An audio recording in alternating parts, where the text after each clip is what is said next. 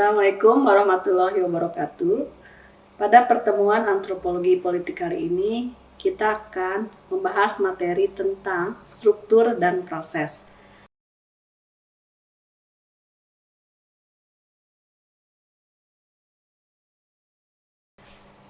Kedua perspektif tersebut memiliki cara pandang yang berbeda dalam menjelaskan dan menganalisa peristiwa politik. Perspektif yang pertama lebih menekankan kepada struktur sehingga seringkali dipandang lebih statis, menekankan kepada keseimbangan dan juga integrasi. Perspektif yang pertama ini diwakili oleh pendekatan struktural fungsional. Perspektif yang kedua lebih menekankan pada dinamika dan proses, sehingga dinamakan sebagai pendekatan proses. Pendekatan proses ini kemudian dibagi lagi menjadi dua teori, yaitu teori proses dan teori aksi. Di dalam pertemuan ini kita akan melihat secara singkat apa perbedaan dari pendekatan struktur dan pendekatan proses. Yang pertama kita lihat dulu pendekatan struktural fungsional. Pendekatan struktural fungsional dikembangkan pada tahun 1950-an ketika Evan Richard, Renkwik Brown, Franz Boas, dan Malinowski mulai mengembangkan kajian hubungan antara pranata dan kekuasaan. Malinowski mengembangkan teori fungsional biopsikologi yang menyatakan bahwa ada seperangkat kebutuhan manusia dan kebutuhan akan keteraturan dan ketertiban dalam kehidupan bersama. Ini diatur dan diarahkan melalui politik yang mempengaruhi dan dipengaruhi oleh pranata-pranata yang ada di dalam masyarakat. Pranata-pranata tersebut diperlakukan sebagai saling berhubungan dan pengaruh mempengaruhi satu sama lain dan secara bersama-sama merupakan satu kesatuan yang bulat dan menyeluruh. Konsep ini dikenal dengan pendekatan holistik dan dikembangkan dalam teori struktural fungsional. Menurut struktural fungsional, masyarakat terdiri atas struktur-struktur yang masing-masing berdiri sendiri-sendiri, tetapi saling berkaitan satu sama lain dalam hubungan fungsional. Dan melalui hubungan fungsional ini, struktur masing-masing maupun keseluruhan hidup dan berkembang. Renkwik Brown melihat masyarakat adalah sebuah equilibrium yang masing-masing unsurnya bersatu untuk menjamin terwujud dan hidupnya masyarakat itu secara keseluruhan. Konsep ini nampak dalam bukunya Evan Richard yang berjudul African Political System yang menjelaskan ada dua tipe masyarakat Afrika, yaitu tipe masyarakat yang tersentralisasi atau sudah mengenal negara dan tipe masyarakat yang terdesentralisasi atau belum mengenal negara. Di antara kedua tipe masyarakat itu, Evan Richard melihat ada perbedaan-perbedaan struktur politiknya, di mana di dalam masyarakat yang tersentralisasi, politik itu terpusat pada pranata kepemimpinan dan negara. Walaupun demikian, dukungan dari pranata-pranata lainnya tetap kuat, sedangkan pada masyarakat yang tidak tersentralisasi, politik terwujud dalam berbagai pranata-pranata lainnya tersebar di dalam pranata lainnya di dalam masyarakat tersebut. Kajian-kajian lainnya dikembangkan oleh Richard dalam bukunya Tribes Without Rulers yang menjelaskan mengenai sejumlah sistem segmenter di Afrika. Pendekatan struktur ini masih relevan digunakan untuk mengkaji peristiwa politik masa kini. Nanti kita akan melihat bagaimana perbedaan antara pendekatan struktur dan pendekatan proses setelah Anda melihat secara ringkas apa sih yang dimaksud dengan pendekatan proses tadi. Pendekatan proses dikembangkan oleh Schwartz, Turner, dan Tuden, di mana mereka melihat politik sebagai usaha untuk menguasai kebutuhan untuk menguasai kedudukan penentu dan pelaksana tujuan-tujuan umum masyarakat. Lalu kemudian dikembangkan lebih lanjut oleh Bailey yang melihat politik sebagai kajian mengenai kompetisi untuk kekuatan atau kekuasaan dan cara bagaimana tujuan umum masyarakat itu dilaksanakan oleh mereka yang memiliki kekuatan. Melalui pendekatan ini dikembangkan konsep operasional di dalam antropologi politik seperti lapangan dan arena, kekuasaan, legitimasi, dan dukungan atau support. Pendekatan proses berusaha mengubah definisi atau prinsip pemerintahan dan politik.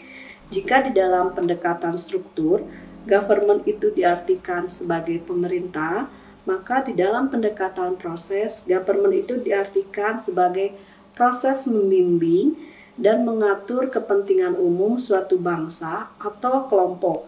Jadi, menurut Smith, government adalah suatu proses, sedangkan pemerintah adalah suatu struktur. Dalam pengertian government, Smith mengemukakan dua konsep, yaitu politik dan pemerintah. Komponen politik meliputi kegiatan-kegiatan yang berusaha mempengaruhi pemerintahan yang berasal dari perorangan maupun kelompok, serta usaha untuk mempengaruhi kekuasaan yang diambil, dilaksanakan, dan diatur oleh masyarakat.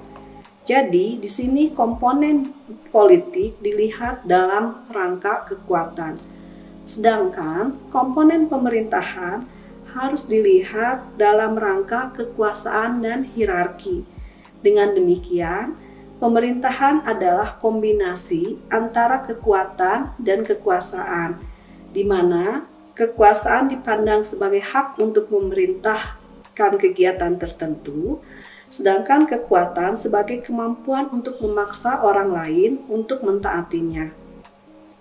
Dalam artikel Smith ini terbukti bahwa politik dan pemerintahan adalah masalah tindakan, sehingga tekanan telah bergeser dari struktur ke dalam proses. Nah, lebih lanjut lagi, Lilo di dalam pendekatan proses mengatakan bahwa antropologi politik harus memusatkan perhatian pada bagaimana cara mengemukakan kepentingan kelompok, bagaimana cara memilih elit politik, dan bagaimana hubungan antara elit politik dengan elit massal.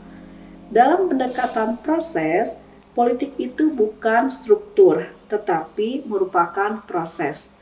Politik adalah proses yang terlibat dalam menentukan pelaksanaan tujuan yang ingin dicapai oleh umum atau publik, dan bagaimana pelaksanaan tujuan tersebut, serta penggunaan dari kekuasaan untuk mencapainya, yang dilakukan oleh anggota masyarakat yang mempunyai kepentingan dengan tujuan yang ingin dicapainya tersebut.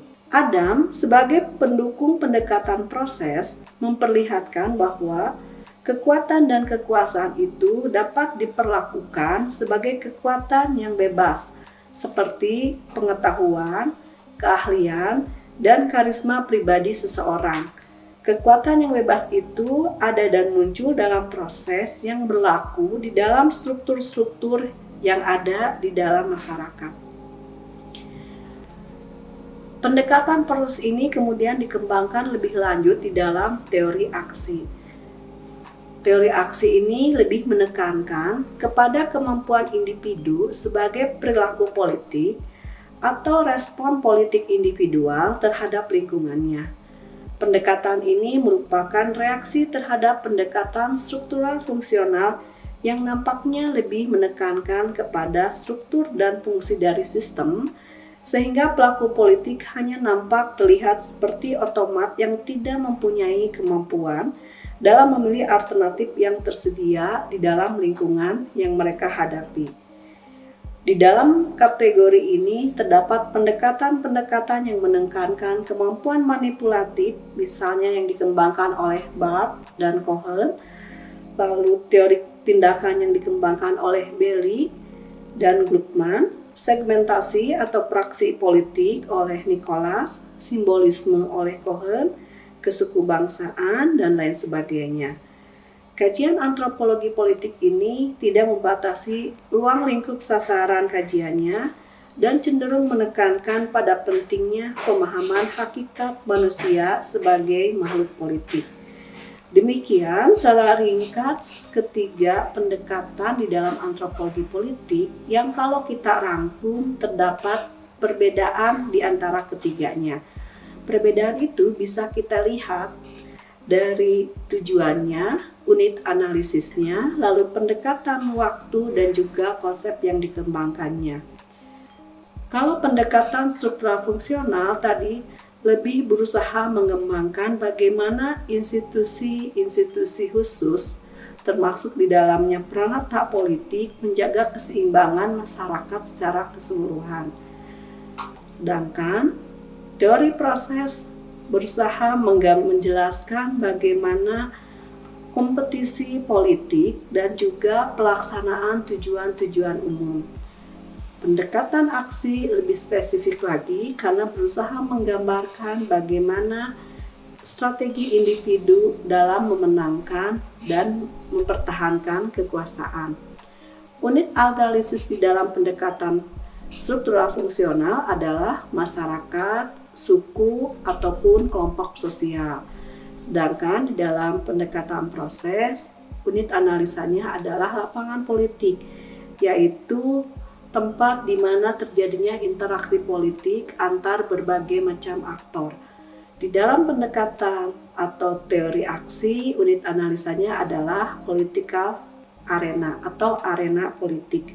Arena politik itu adalah wilayah di mana aktor atau sekelompok kecil orang berebut kekuasaan politik. Arena ini misalnya bisa berupa faksi-faksi di dalam politik, partai, elit, ataupun kelompok-kelompok politik lainnya. Lalu untuk pendekatan waktunya, pendekatan struktural fungsional bersifat sinkronis, artinya dalam jangka waktu tertentu, sedangkan pendekatan proses dan aksi bersifat diakronis.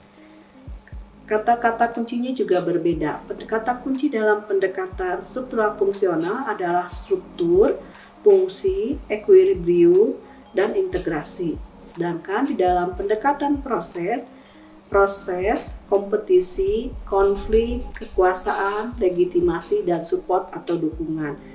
Di dalam pendekatan aksi, kata kuncinya adalah strategi, manipulasi, decision making, tujuan, permainan, dan aturan-aturan.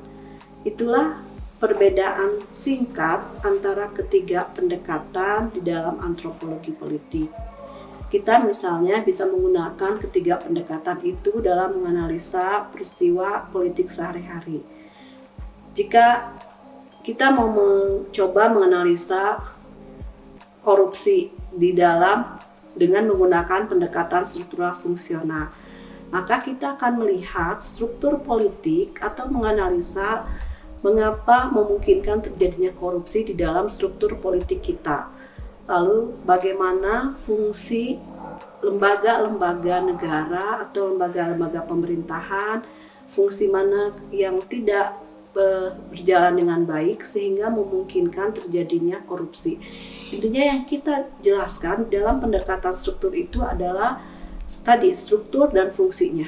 Kenapa terjadi seperti itu, dan jangan lupa di dalam antropologi politik peranata politik tadi selalu berhubungan dengan peranata-peranata lainnya, sehingga peristiwa korupsi tadi selain dilihat dari struktur pemerintahan, fungsi pemerintahan, juga harus dilihat dari bagaimana peranata ekonomi masyarakat misalnya, bagaimana peranata agama masyarakat. Karena peranata-peranata yang non-politik tadi akan mempengaruhi terjadinya korupsi di Indonesia.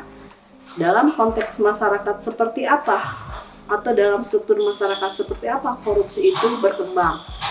Itu contoh pendekatan struktur. Nah, sedangkan kalau kita mengkaji fenomena korupsi tadi dengan pendekatan proses, maka yang akan kita lihat bukan lagi struktur politiknya atau pemerintahannya, tetapi melihat korupsi itu sebagai bagian dari proses politik.